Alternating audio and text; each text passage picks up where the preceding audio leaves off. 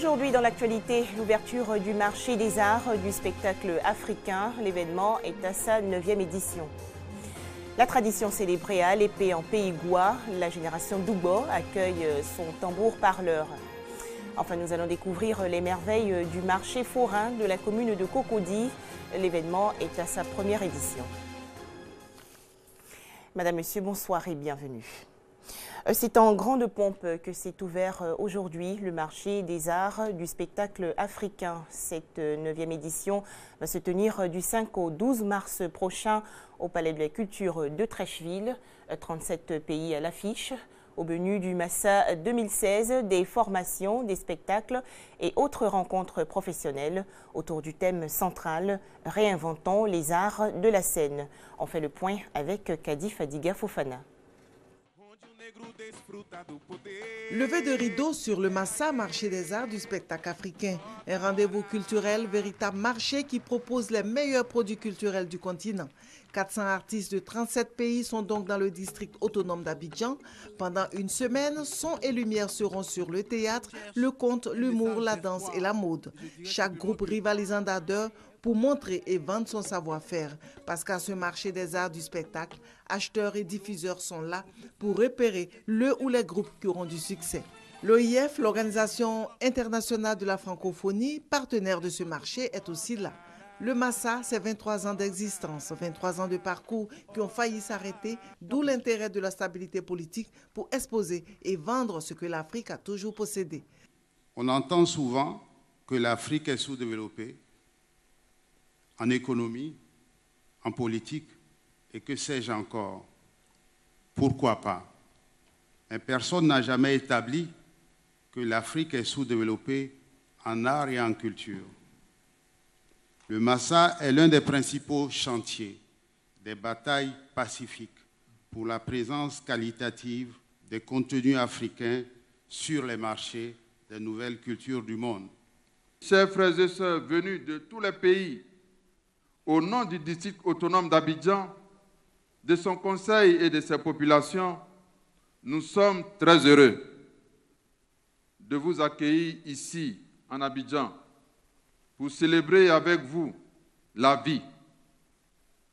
Parce que le Massa, c'est la vie, la joie. Parce que le Massa, c'est la joie, la paix. Parce que le Massa, c'est la paix, la fraternité. Parce que le Massa, c'est la fraternité, la solidarité. Parce que le Massa, c'est la solidarité. Et l'espérance, parce que le Massa, c'est l'espérance. À ce rendez-vous culturel 2016, la 9e édition du Massa veut aller plus loin et réussir à faire du Massa un véritable outil d'intégration régionale. D'où ce thème « Réinventons les arts de la scène ». Plus de 300 artistes ivoiriens et internationaux vont donc se produire lors du Massa 2016. Déjà hier, au Palais de la Culture, les festivaliers ont assisté au concert Aquabar destiné à leur souhaiter la bienvenue. De grands noms de la chanson comme Monique Seka, Aïcha Koné ou encore Jean-Baptiste Zibodi ont enflammé le public. Le ministre ivoirien de la Culture et de la Francophonie, Maurice Bandama, a également assisté à cet événement. Culture toujours et direction à présent le Pays Goua dans la région de Lamé. La génération Doubo du village de Domolon a accueilli récemment son tambour parleur. Cet instrument sacré annonce les événements agréables ou malheureux aux populations. Les explications de Koné Pargassoro. Domolon, village situé dans le département d'Alépé. Dans ce village, la génération Doubo a désormais son mot d'emblème, le tam-tam parleur. Un tam-tam sacré dont le rôle est d'annoncer aux populations les événements heureux et malheureux. À partir d'aujourd'hui, le bois qui doit nous servir à exécuter le tam-tam est là. N'étant pas encore initié à jouer à l'adoblin, la génération Doubo a recours au tam-tam parleur de la génération Bléchouan, l'une des plus anciennes du village. Les Adjoum, les Moudouné, les Tagba et les Djououan sont les 4 classes d'âge de la génération Doubo. Elles se succèdent sur la place publique pour faire montre de leur savoir-faire.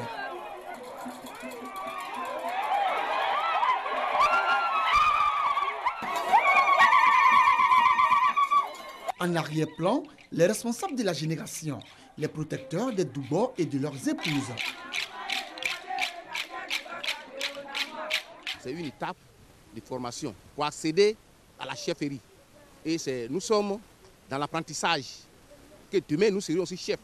L'étape du tam-tam sacré et toutes les autres selon la chefferie préparent et forment le jeune Mbato à la bravoure, au courage, mais également lui permet d'être un homme accompli et affranchi. Un marché forain dans la commune de Cocody. La toute première édition se déroule les 5 et 6 mars à la place Alassane Ouattara de la Riviera Bonhoumin. Les commerçants proposent des appareils électroniques, du vivrier et des accessoires de mode. À noter que la clientèle pourra bénéficier de soldes sur certains produits. Elle est sortie en ville, maintenant elle passait la vie, le marché, c'est le poisson. Elle m'a fait à 4 à 5 000, c'est bon, par rapport au marché là-bas. Bienvenue au marché forain de Cocody. Pendant 2 jours, la Fédération des associations des femmes de Cocody, en partenariat avec la mairie, veut créer la proximité entre les commerçantes et les habitants de la commune à travers cette initiative. L'autonomisation de la femme nous tient à cœur. Il faut sortir la femme de son contexte de dépendance. Et on voulait matérialiser cela à travers ce marché où les femmes vont faire des affaires, vendre et il y en a qui vont acheter. Tout est à prix réduit. Solde du vivrier, vêtements et accessoires de mode. Occasion pour commerçants et acheteurs de faire de bonnes affaires. Aujourd'hui, je suis venue avec des choses comme le riz violet, qu'on appelle riz noir. Et ce riz noir, c'est pour les empereurs. C'est un plat spécial pour les empereurs et les rois. Ce riz vous permet de digérer facilement. Je vends la farine violette. C'est du maïs en fait, qui est comme le riz aussi violet. C'est des denrées rares. J'ai acheté un téléphone tout récemment. Bon, comparer son prix à celui-là, vraiment c'est avantageux. Ce marché forain est désormais un rendez-vous. Tous les 2 mois, un quartier de la commune de Cocody abritera l'événement. Activité qui s'inscrit dans le cadre de l'autonomisation et la valorisation de la femme. Des précisions de Koné, Pargasoro et Barakissa Bamba. Toujours concernant l'autonomisation des femmes en Côte d'Ivoire, la fondation Adjaratou Demain s'est ainsi engagée dans ce combat. Cette organisation non gouvernementale a octroyé récemment un financement à 200 femmes dans la commune de Koumassi. Créée en 2013, la fondation Adjaratou Demain a financé plus de 1000 femmes à ce jour. Mère de 7 enfants, Maïmouna Banwouro est commerçante dans la commune de Koumassi. En 2013, elle obtient un soutien financier de l'ONG Adjaratou Demain pour entreprendre une activité commerciale. 3 ans après le remboursement, elle bénéficie aujourd'hui d'un autre prêt pour renforcer son commerce. Avant, je n'avais rien même. Je me débrouillais ici même pour vendre les petits trucs. C'est une femme qui m'a vue et dit « Ah, vraiment, nous les femmes, on est là, on a une association pour aider les femmes. Tu vas venir travailler avec nous un peu, et puis tu vas voir comment ça va donner. » J'ai dit oui. Ils m'ont donné 300 000. Quand j'ai eu l'argent net, je suis partie à Djamé pour aller prendre pain. J'ai remboursé, j'ai pris encore 500 000. J'ai fait beaucoup de choses avec. Donc en tout cas, ça m'aide beaucoup. Selon la présidente de l'ONG Adjaratou Demain, ce soutien constitue l'une des priorités du projet de développement au profit des femmes. Lors des 3 précédentes éditions, 700 de nos concitoyennes ont bénéficié de notre concours financier et de produits. À ces 700 femmes, nous ajoutons les 500 de ce jour, ce qui nous porte à un total de 1200 bénéficiaires. En si peu de temps, nous avons fait beaucoup. Aujourd'hui, même si nous sommes loin des objectifs que nous nous sommes fixés, nous pouvons nous réjouir du chemin parcouru et des résultats réalisés. C'est une action sociale. Notre souci aujourd'hui, c'est de voir ce que nous pouvons apporter à nos populations qui ont beaucoup d'attentes et de défis. Donc chaque fois qu'un des nôtres est en train de poser des actions, envie de l'aider à s'en sortir avec des prêts ou avec un autre type d'engagement, il est donné le devoir moralement d'être à côté d'eux. Comme Maïmouna, 170 femmes de la commune de Koumassi regroupées en association bénéficient de ce projet social Adjaratou Deme, d'un montant global de 40 millions de francs CFA. Adjaratou est en train de nous aider tout ça là pour qu'on a qu'à aider notre mari, nos enfants pour les scolarités. Vraiment, on le souhaite, il n'a qu'à avoir beaucoup de succès. L'ONG Adjaratou Deme est une structure qui lutte pour l'autonomisation des femmes. Cette remise de dons est à sa 4e édition. Plus de 1000 femmes ont déjà bénéficié du projet. Des précisions de Konete Moussa et Malika Koulibaly. Et pour terminer l'actualité nationale, sachez que l'association des femmes de l'église SEMA de Côte d'Ivoire a effectué une mission d'évangélisation à Ando-Crécrenou, c'est dans la région centre. Des prières ont été dites pour la paix dans le pays. Walter Amadou de RTI Boaké. Sauver pour servir, tel est le thème central de cette rencontre de prière. Une initiative de l'association des femmes de l'église SEMA de Côte d'Ivoire. Entamée par une procession pour s'achever par une grande veillée de prière en passant par des lectures bibliques et des séances de prêche, cette sortie de l'Afek-Massi à Ando-Crécrenou dans le département de Béoumi a mobilisé de nombreuses fidèles. Appuyés par des pasteurs, ces croyantes en Dieu ont surtout prié pour la paix et la stabilité en Côte d'Ivoire. Nous avons vu l'engouement de ces femmes-là, qui étaient prêtes pour servir le Seigneur Jésus. Bénis cette sous-préfecture, que la paix règne sur notre beau pays, la Côte d'Ivoire. C'est Dieu-là même qui nous a sauvés. En retour, nous devons nous offrir à lui, le servir.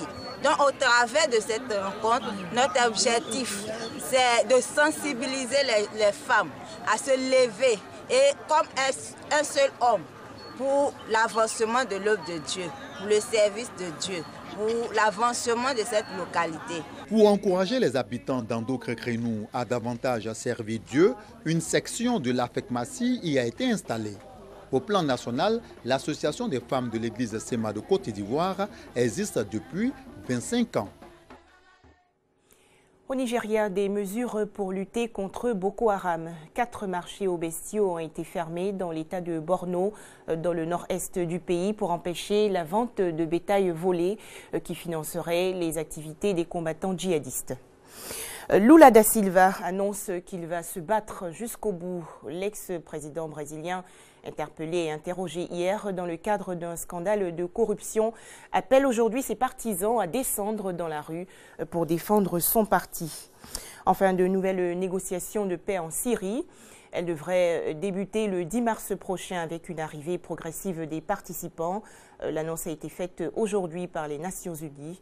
Rappelons que plus de 270 000 personnes ont péri depuis le début du conflit en mars 2011 dans le pays. Je vous remercie de votre attention et vous donne rendez-vous très bientôt, toujours sur RTI2.